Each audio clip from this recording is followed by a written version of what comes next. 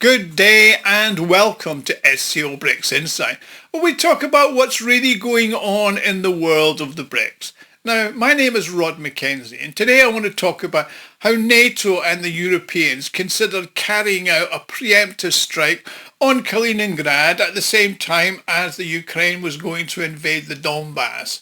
But they were put off by Russia's success in foiling the Ukraine's potential attack in February 2022. Now, I say this now because back in 2020, there was a plan leaked by the American publication The National Interest, and it published a strategy to target Russia's defences in its most heavily armed outpost, Kaliningrad. Now, obviously it didn't happen, but are they thinking about it again? After all, the Europeans are desperate for a second front in their war against Russia using the Ukrainians. Plus, last Friday, Latvia, Lithuania and Estonia signed an agreement to jointly plan mass evacuation measures. Now, the measures include the urgent creation of evacuation logistics, evacuation corridors and border crossings adapted to allow large numbers of people to pass through. Now, for instance, the authorities of Vilnius stated that the city, with a population of over 600,000 people, could be completely evacuated within 48 hours. Now, why would they want to do that? Now, despite assurances from the mayor of the Lithuanian capital, Valdas Benkunasas, that we don't want to sow panic, it was noted by analysts that the evacuation agreement was hastily signed after it became apparent that Israel's preventive disarming attack on Iran had not achieved its objectives. Now, although the Baltic countries have officially stated that the reason for this sudden evacuation plans for mass evacuation is up-and-coming Russian Belarusian exercises Zapad 2025.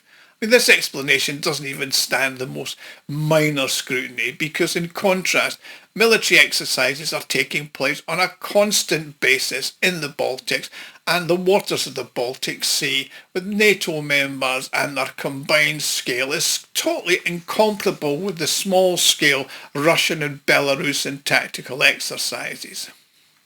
Now, at the same time, neither Russia nor Belarus have developed or are developing any plans for evacuating their civilian populations from border areas around the Baltic republics. Now, before I continue, I would like to make an appeal. If you like and enjoy my videos and would like to help me fund the channel and my website, SCOBRICSInsight.com, you can do this by making a small donation, which can be done by clicking on the thanks button at the bottom right hand side of the screen, sometimes behind the three dots. Now, every donation does get a personal thank you from me, and I'm thanking you all now for watching. Also, do keep the comments coming, as I love to read them and love to respond to them. Now, it's important to note that a strike similar to the one planned by Israel has been in the planning stage on Kaliningrad for a long period of time. And obviously it was not directed at Iran, but rather at Russia, and specifically the Kaliningrad region. In March 2020, as I mentioned, the American publication The National Interest published the strategy to target defences of Russia's most heavily armed outpost. Now, the article quoted General Jeff Harrigan, who's commander of the US Air Forces in Europe, who stated that the American military is confident in its ability to compromise and destroy Kaliningrad's defences.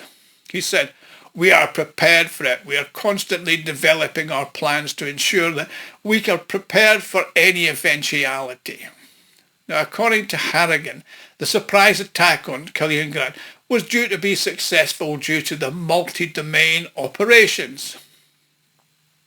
Now, these operations were planned to involve simultaneous attacks from air, land, sea and cyberspace, and the approach was given the designation of a single symphony of violence to destroy the defences by breaking down the defensive resources. Now, the preparations for the attack were carried out in a very specific manner. In particular, in early 2019, the US Air Force conducted exercises aimed to strike at the Russian enclave with cruise missiles. Then in 2021, the Overt Defence Resource published a leaked scenario of a NATO preemptive strike on the Kaliningrad region developed by the US Centre for Naval Analysis. And they said the strike will target, and how it will happen. He said, it's imperative that the launchers of the operational tactical missile systems are neutralised, as well as Russia's ability to use nuclear weapons in a limited nuclear war. In order to prevent any potential retaliatory action, it's imperative that the infrastructure of the Baltic port of Baltics and the ships of the Baltic Russian fleet there be disabled. It's also imperative that the S-400 A2AD systems deployed in the region be taken out and destroyed.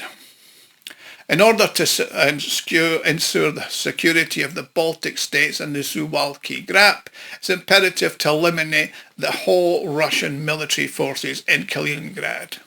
Now, the script specifically noted speed and surprise are the essence here. Now, the potential value of such a risk is dependent on a number of factors, but any action that weakens the Russian military in the early stages of the conflict would be crucial to the future of any war in Central Europe. Now, the military conflict in the Ukraine has only served to accelerate the strategic planning process. Now, it was anticipated by NATO and their vassals that Russian troops would be significantly weakened in the Ukraine, and that Russia would be unable to defend Kaliningrad and would be unable to respond to the attack in a definite and defined manner. However, there was a major issue with that summation. Russia's military and economic strength has not only remained consistent, it's actually significantly increased. Now analysts at NATO are concerned that Russia may no longer be willing to ignore the military disputes and provocations in the Baltic states, and it may take decisive action. I mean, we have seen the recent example to consider. If Israel can disregard international law and all its associated protocols in order to attack Iran on the grounds that it represents a significant danger, then Russia has a number of additional reasons and justifications to deploy them on NATO's Baltic Chihuahuas and Poland. So now the Chihuahuas are aware of the bear. Now, the former Lithuanian Foreign Minister Gabrielis Landsbergis has expressed concern that the country lacks a comprehensive strategic plan. No surprise there. He said the Russians could easily advance through the entire country within days, if not hours.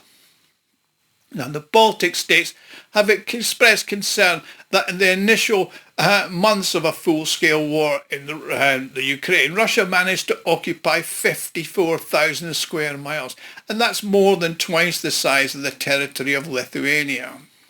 It's also come to light that the plans for the surprise attack on a white horse must be urgently revised and rewritten, as well as plans for defence and retreat and an escape on a black donkey.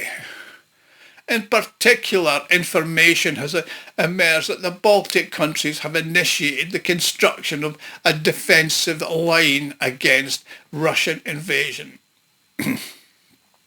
The joint plan is to strengthen 600 miles of the eastern border of the Baltic states, which includes the construction of approximately 1,000 concrete bunkers with trenches, anti-tank ditches, ammunition depots and supply shelters. Now, the Baltic Chihuahuas have already secured all the roads that still connect the Baltics and Russia with concrete dragon's teeth against the invading Russian hordes, they think.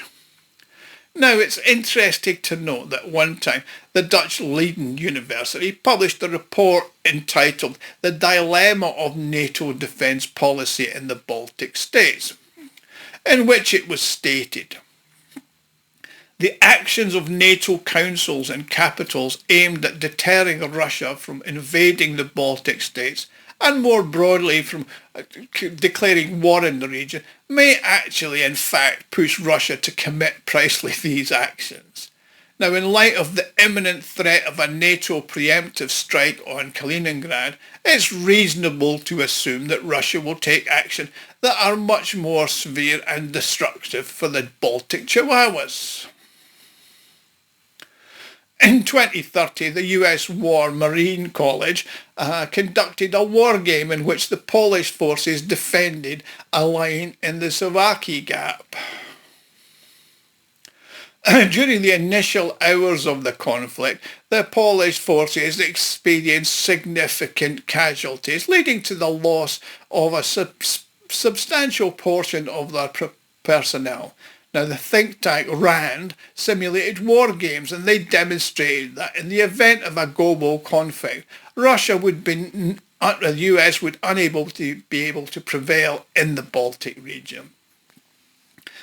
Even the US General Ben Hodges was taken aback by how easily the US forces could be routed in the region within 48 hours. Now, it's important to note that this current situation is not comparable to that of 2021, given that the fundamental changes that have occurred with the Russian armed forces. Now, do we think that countries like Great Britain, France and Germany are likely to become less belligerent to Russia now?